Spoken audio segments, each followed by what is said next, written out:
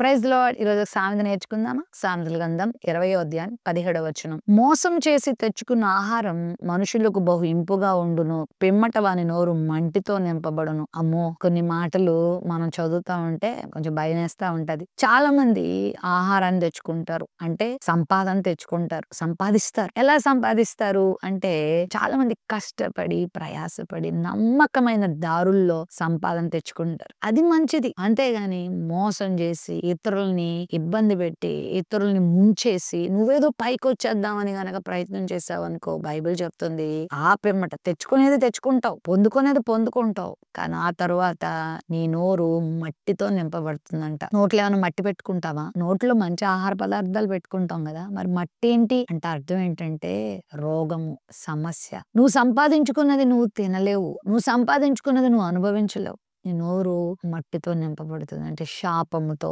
రోగముతో నింపబడతావు. కాబట్టి మోసముతో ఏది తెచ్చుకోవద్దు. న్యాయమైన పద్ధతుల్లో, ధర్మ విధానంలో కష్టపడి దేవుని వాక్యం చెప్తున్న రీతిలో నువ్వు జీవించగలిగితే చక్కని ఆశీర్వాదాన్ని పొందుతావు, దేవుని కృపను పొందుతావు.